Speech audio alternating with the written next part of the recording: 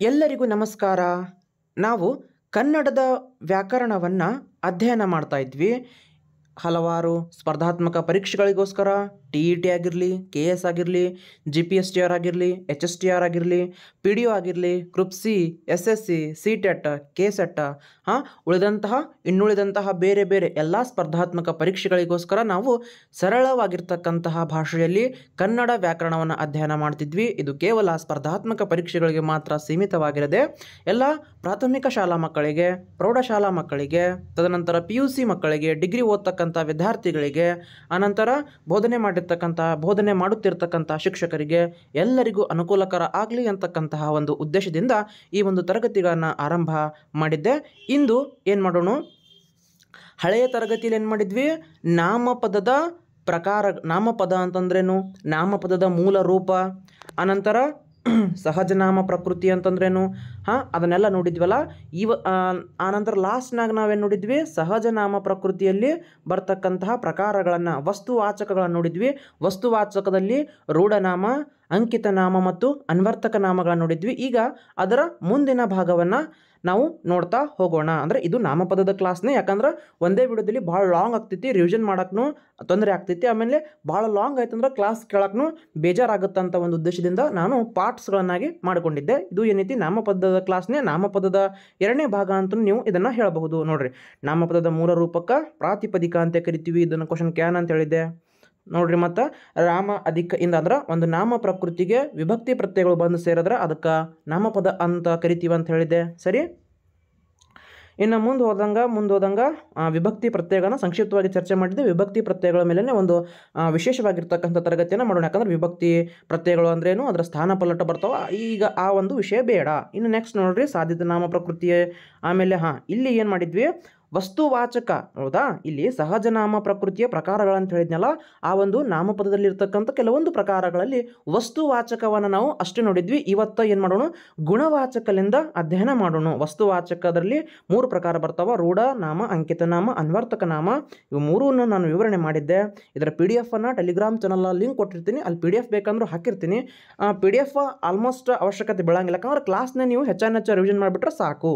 ಇನ್ನು ನೆಕ್ಸ್ಟ್ ನೋಡ್ರಿ, ಅನ್ವರ್ತಕ ನಾಮ ಇದು ಆಗಿತ್ತು. ಇನ್ನು ಗುಣವಾಚಕ ಏನ್ರಿ? ಗುಣವಾಚಕ ಅಂದ್ರೆ ನೋಡ್ರಿ, ವಸ್ತುಗಳ ಗುಣ, ರೀತಿ, ಸ್ವಭಾವಗಳನ್ನು ಸೂಚಿಸುವ ವಿಶೇಷಣಗಳಿಗೆ ಗುಣವಾಚಕಗಳು ಅಂತ ಕರಿತೀವಿ. ನೋಡ್ರಿ, ಅವ ದಪ್ಪದನ, ಅವ ಕೆಟ್ಟದನ, ಅವ ಒಳ್ಳೆಯವದನ, ಅವ ಉದ್ದಕ್ಕದನ, ಅವ ಭವ್ಯ ಅದನ, ಅವ ಕರಿ ಅದನ, ಬಿಳಿ ಅದನ, ಇಂಥವೆಲ್ಲ ನಾವು ಆಡಮಾತಿನಾಗ ನಾವು ಹೇಳ್ತಾನೆ ಇರ್ತೀವಿ. ನೋಡ್ರಿ, ಇದಕ್ಕೇ ಕನ್ನಡ ವ್ಯಾಕರಣದಲ್ಲಿ ಎಷ್ಟು ಸೂಕ್ಷ್ಮ ನೋಡ್ರಿ.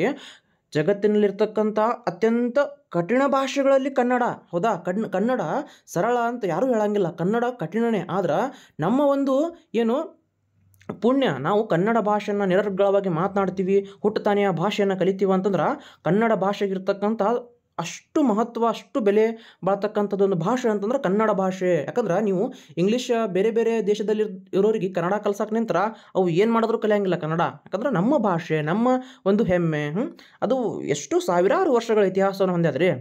ಏನು ಕನ್ನಡ ಅಂತಂದ್ರೆ ಎಷ್ಟು ಸೂಕ್ಷ್ಮ ಐತಿ ನೋಡ್ರಿ ಅಲ್ಲಿ. ನೋಡ್ರಿ, ಎಕ್ಸಾಮ್ದಾಗ ಏನು ಪಟ್ಟನೆ ಕ್ವಶನ್ ಕೇಳ್ಬಿಡ್ತಾನ, ಈ ಕೆಳಗಿನವುಗಳಲ್ಲಿ ನಾಮಪದದ ಒಂದು ಪ್ರಕಾರವನ್ನು ಗುರುತಿಸ್ಬಿಡ್ರಿ ಅಂತ ಕೇಳ್ತಾನೆ. ಹೌದಾ, ನಾಮಪದದಲ್ಲಿ ಎಲ್ಲ ಪ್ರಕಾರಗಳು ನಮಗೆ ಗೊತ್ತಿದ್ದಾಗಲೇ ನಾವು ಆ ಪ್ರಕಾರಗಳನ್ನು ಗುರುತು ಮಾಡಕ್ಕೆ ಬರ್ಬೋದು. ಈ ಕೆಳಗಿನವುಗಳಲ್ಲಿ ಗುಣವಾಚಕ ಆಗಿರ್ತಕ್ಕಂಥ ಪದವನ್ನು ಗುರುತಿಸಿ ಅಂತ ಕೇಳ್ಬಿಡ್ತಾನ, ನಮಗೆ ಗೊತ್ತಾಗ್ತೈತಿ. ಹೌದಾ, ನೋಡ್ರಿ, ಗುಣ ಅಂತಂದ್ರೇನು, ಆ ವ್ಯಕ್ತಿಯಲ್ಲಿರ್ತಕ್ಕಂತಹ ಅಥವಾ ಆ ವಸ್ತುವಿನಲ್ಲಿರ್ತಕ್ಕಂತಹ ಗುಣವನ್ನು ಅದು ಹೇಳಬೇಕು. ಆವಾಗ ಅದು ಏನಾಗ್ತೈತಿ, ಗುಣ.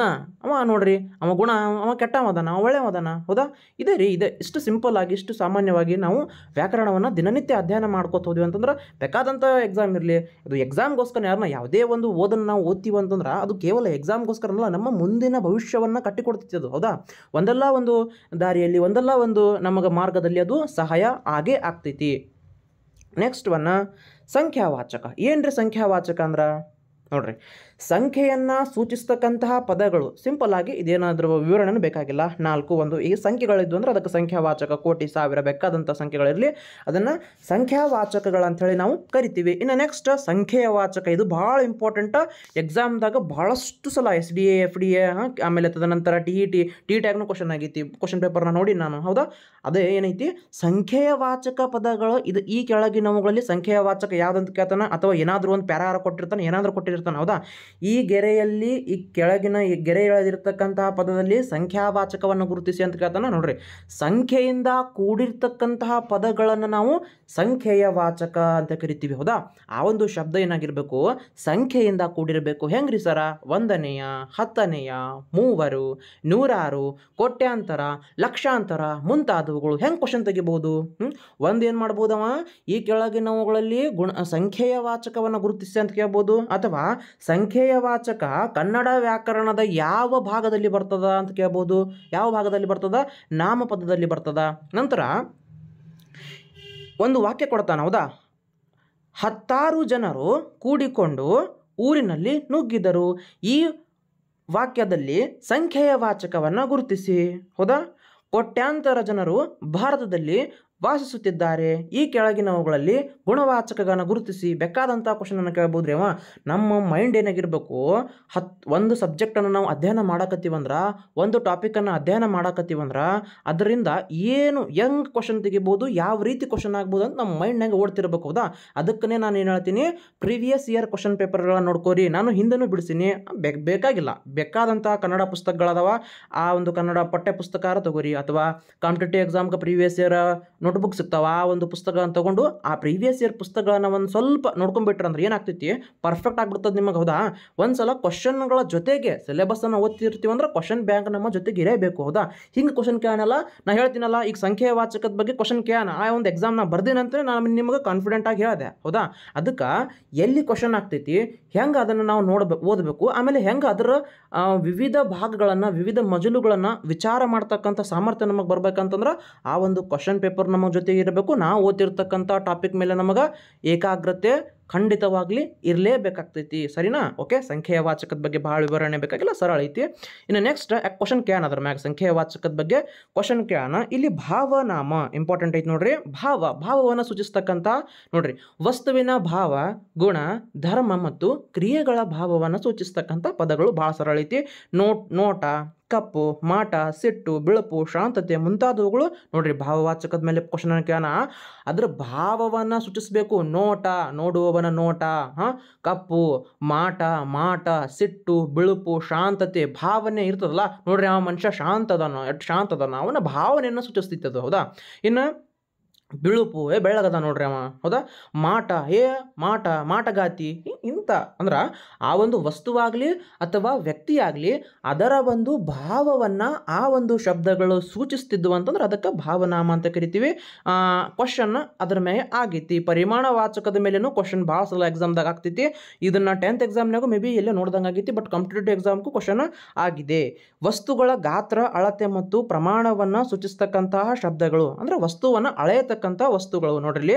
ಅಷ್ಟು, ಇಷ್ಟು, ಎಷ್ಟು, ಸ್ವಲ್ಪ, ಲಘು, ಗುರು, ಹೆಚ್ಚು, ಶೇರು, ಕಿಲೋ, ಅನಿತು, ಇನ್ನಿತು. ನೋಡ್ರಿ ಎಷ್ಟು ಮಜಾ ಐತಿ ನೋಡ್ರಿ. ಕನ್ನಡ ಭಾಷೆ, ಕನ್ನಡ ಗ್ರಾಮರ್, ಕನ್ನಡ ವ್ಯಾಕರಣವನ್ನು ಕಲಿಯುವುದೇ ಒಂದು ಆನಂದ ರೀ ನಮಗೆ. ಹೌದಾ, ನೋಡ್ರಿ, ಸ್ವಲ್ಪ ಸಮಯವಾಗಿದೆ. ಈ ಕೆಳಗಿನ ವಾಕ್ಯದಲ್ಲಿ ಪರಿಮಾಣ ವಾಚಕವನ್ನು ಗುರುತಿಸಿ ಅಂತ ಪಟಕನ ಕೇಳ್ಬಿಟ್ನಂದ್ರೆ ಸ್ವಲ್ಪ ಓದಿರ್ತೀವಿ, ಗೊತ್ತೈತಿ ಆ ಟಾಪಿಕ್. ಹೌದಾ, ಎಷ್ಟೋ ಸಲ ನಾವು ಗೊತ್ತಿದ್ರೂ ಯಾಕೆ ರಾವ್ ಹಾಕಿರ್ತೀವಿ, ರಿವಿಷನ್ ಆಗಂಗಿಲ್ಲ. ಅದೇ ಒಂದು ಉದ್ದೇಶದಿಂದ ಎಷ್ಟೋ ಮಕ್ಕಳು, ಎಷ್ಟೋ ಹೈಸ್ಕೂಲ್ ಮಕ್ಕಳು ಕನ್ನಡ ವ್ಯಾಕರಣವನ್ನು ಕಲೀಲಿಕ್ಕೆ ತೊಂದರೆ ಒಳಗಾಗ್ತಿರ್ತಾರೆ.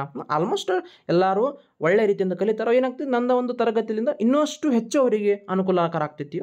ಒಳ್ಳೇದಾದ್ರೆ ಅದು ಏನಾಗ್ತೈತಿ, ಎಲ್ಲರಿಗೂ ಜ್ಞಾನ ಅನ್ನೋದು ಹರಡ್ತಾನೆ ಇರ್ತೈತಿ, ನಿಂತ ನೀರಲ್ಲ ಅದು. ಹಾಗೆ ಪೀಳಿಗೆಯಿಂದ ಪೀಳಿಗೆಗೆ ಜ್ಞಾನ ಏನಾಗ್ತೈತಿ, ಹರಡ್ಕೊಂಡೇ ಹೋಗ್ತೈತಿ. ಸರಿನಾ? ಓಕೆ, ಇದೇನೈತಿ, ವಸ್ತುವಿನ ಗಾತ್ರ, ಅಳತೆ, ಇದನ್ನು ಪರಿಮಾಣ ವಾಚಕ ಅಂತ ಕರಿತೀವಿ. ಕ್ವಶನ್ ಏನು ಕೇಳ್ಬೋದು, ಒಂದು ಸೆಂಟೆನ್ಸ್ ಆರ ಕೇಳ್ಬೋದು, ಅಥವಾ ಈ ಕೆಳಗಿನವುಗಳಲ್ಲಿ ಪರಿಮಾಣ ವಾಚಕವನ್ನು ಗುರುತಿಸಿ. ನಿಮಗೂ ನೋಡ್ರಿ, ಒಟ್ಟು ಆ ಒಂದು ವಸ್ತು ಅಳೆಯಾಕತ್ತಿತ್ತಂದ್ರೆ, ಆ ವಸ್ತುವಿನ ಗಾತ್ರವನ್ನು ಸೂಚಿಸ್ತಿತ್ತಂದ್ರೆ ಅದನ್ನು ನಾವು ಪರಿಮಾಣ ವಾಚಕ ಅಂಥೇಳಿ ಸಾಮಾನ್ಯವಾಗಿ ಕರಿತೀವಿ. ನೆಕ್ಸ್ಟ್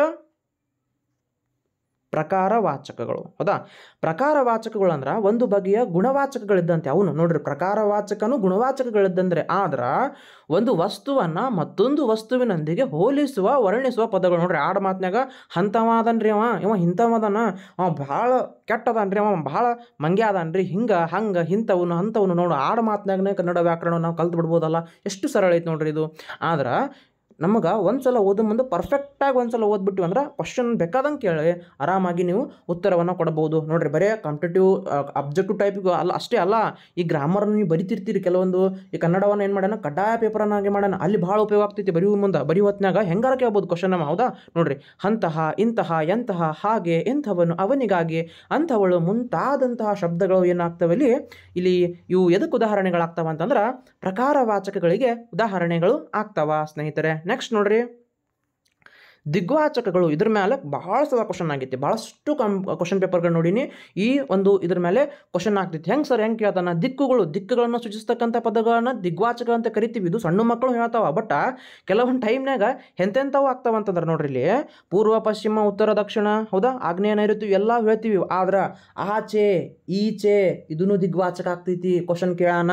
ನಂತರ ನೋಡ್ರಿ, ಮೇಲೆ, ಕೆಳಗೆ, ಎಡ, ಬಲ, ಆ ಕಡೆ, ಈ ಕಡೆ, ಒಳಗೆ, ಹೊರಗೆ, ಈ ಕೆಳಗೆ ಈ ಒಂದು ಶಬ್ದ ಕೊಟ್ಟುಬಿಡ್ತಾನೆ. ಹೌದಾ? ಅವಳು ಆ ಕಡೆ ಹೋದಳು. ಈ ಕೆಳಗಿನವುಗಳು ದಿಗ್ವಾಚಕವನ್ನು ಗುರುತಿಸಿ ದಿಕ್ಕ ಗೊತ್ತಿರಂಗಿಲ್ಲ ರೀ ನಮಗಲ್ಲಿ, ದಿಕ್ಕು ಕೊಡಂಗಿಲ್ಲ. ಹೌದಾ? ಇಂಥ ಒಂದು ಶಬ್ದಗಳು ಬಹಳ ಪ್ರಮುಖ ಆಗ್ತವ. ಎಲ್ಲಿ ಕ್ವಶನ್ ಕೇಳ್ತಾನಲ್ಲ, ಭಾಳ ಸೂಕ್ಷ್ಮ ಜಾಗ ಇರ್ತಾವಲ್ಲ, ಅಲ್ಲೇ ಕ್ವಶನ್ ತೆಗಿತಾನೆ. ಹೌದಾ? ನೆನ್ಪಿಟ್ಕೋರಿ, ಒಳಗೆ ಹೊರಗೆ ನಮಗೆ ಗೊತ್ತಿರಂಗಿಲ್ಲ, ಎಡ ಬಲ ಸಾಮಾನ್ಯವಾಗಿ ಗೊತ್ತಿರಂಗಿಲ್ಲ. ಆದ್ರೆ ನಮಗೆ ಆಡು ಮಾತನಾಗ ಆ ನಾಲೆಜ್ ಇರ್ತೈತಿ, ಆ ಒಂದು ಜ್ಞಾನ ನಮಗೆ ಇರ್ತೈತಿ. ಬಟ್ ಪಟಕನ ದಿಗ್ವಾಚಕಗಳು ಅಂತಂದ್ರೆ ದಿಕ್ಕುಗಳನ್ನು ಸೂಚಿಸುವ ಪದಗಳು ಅಂದ್ರೆ ಒಂದು 8 ದಿಕ್ಕನ್ನು ಬೈಪಾಟ್ ಮಾಡಿಬಿಟ್ಟಿರ್ತೀವಿ, ಅಟ್ಟೆ ನಮಗೆ ನೆನಪಿರ್ತೈತಿ. ಆದ್ರೆ ಇಂಥವು ಸಾಮಾನ್ಯವಾಗಿರ್ತಕ್ಕಂಥ ಶಬ್ದಗಳು ನಮಗೆ ಗೊತ್ತಿರಂಗಿಲ್ಲ. ನೆನ್ಪಿಟ್ಕೋರಿ, ಇಂಥ ಕ್ವಶನ್ಗಳನ್ನು ಕೇಳ್ಯಾನ, ಮುಂದೆನೂ ಕೇಳ್ತಾನ. ನೆಕ್ಸ್ಟ್ ನೋಡ್ರಿ, ಇನ್ನು ಸರ್ವನಾಮ ಈ ಒಂದು ಟಾಪಿಕ್ ಕೊನೆಯ ಭಾಗ. ಅಂದ್ರೆ ಸಹಜನಾಮ ಪ್ರಕೃತಿಯಲ್ಲಿ ಇಷ್ಟೆಲ್ಲ ಪ್ರಕಾರಗಳು ಬಂದವಲ್ಲ, ವಸ್ತುವಾಚಕ, ಪ್ರಕಾರವಾಚಕ, ಪರಿಮಾಣವಾಚಕ, ದಿಗ್ವಾಚಕ, ಗುಣವಾಚಕ, ಭಾವನಾಮ ಎಲ್ಲ ಬಂದವಲ್ಲ. ಇನ್ನು ಲಾಸ್ಟ್ ಟಾಪಿಕ್ ಯಾವುದು? ಸರ್ವನಾಮ. ಸರ್ವನಾಮದ ಮೇಲೆ ಈಗ ಲಾಸ್ಟ್ ಫೈನಲ್ ಆಗಿ ಈ ತರಗತಿಯಲ್ಲಿ ಹೇಳಂಗಿಲ್ಲ, ಯಾಕಂದ್ರೆ ಕ್ಲಾಸ್ ಭಾಳ ಲೆಂದಿ ಆಗ್ತೈತಿ. ಸರ್ವನಾಮ ಒಂದು ಹೇಳಿಬಿಟ್ಟೆ ಅಂದ್ರೆ ನಾಮಪದದ ಟಾಪಿಕ್ ಪೂರ್ತಿಯಾಗಿ ನಿಮಗೆ ಹೇಳ್ದಂಗೆ ಆಗ್ತೈತಿ.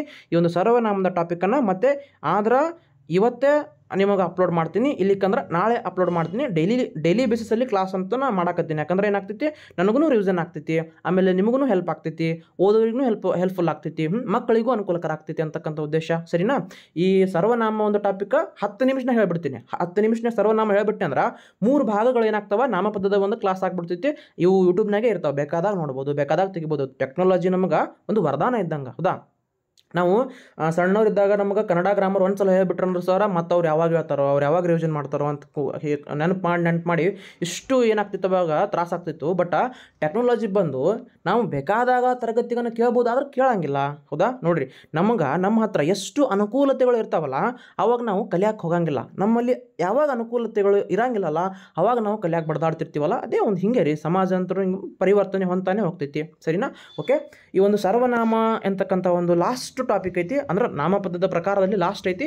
ಇದನ್ನೇನು ಮಾಡೋಣ, ಸರಳ ಐತಿ ಟಾಪಿಕ್, ಬಟ್ ಕ್ವಶನ್ ಇದ್ರ ಮ್ಯಾಗ ಕೇಳ್ತಾನೆ ಅಂತಕ್ಕಂಥ ಒಂದು ಭಾಳ ನಿರೀಕ್ಷೆ ಐತಿ. ಅದ್ರ ಮ್ಯಾಗ ಏನು ಮಾಡೋಣ, ಸರ್ವನಾಮ ಅಂತಕ್ಕಂಥದ್ದನ್ನು ನೆಕ್ಸ್ಟ್ ಕ್ಲಾಸ್ನಾಗ ಹೇಳ್ತೀನಿ. ಸರ್ವನಾಮ ಒಂದು ಹೇಳ್ಬಿಟ್ಟು ಅಂದ್ರೆ ಈ ಒಂದು ಟಾಪಿಕ್ ಕಂಪ್ಲೀಟ್ ಆಗ್ತೈತಿ ಸ್ನೇಹಿತರೆ. ಇಲ್ಲಿವರೆಗೆ ಈ ಒಂದು ತರಗತಿಯನ್ನು ವೀಕ್ಷಣೆ ಮಾಡಿದ್ದಕ್ಕೆ ತಮಗೆಲ್ಲರಿಗೂ ಧನ್ಯವಾದಗಳು. ಮತ್ತೆ ಏನು ಮಾಡೋಣ, ಮುಂದಿನ ಒಂದು ತರಗತಿಯಲ್ಲಿ ಮತ್ತೆ ನಿಮಗೆ ಭೇಟಿ ಆಗ್ತೀನಿ ಸ್ನೇಹಿತರೆ. ಎಲ್ಲರಿಗೂ ಧನ್ಯವಾದಗಳು, ನಮಸ್ಕಾರಗಳು.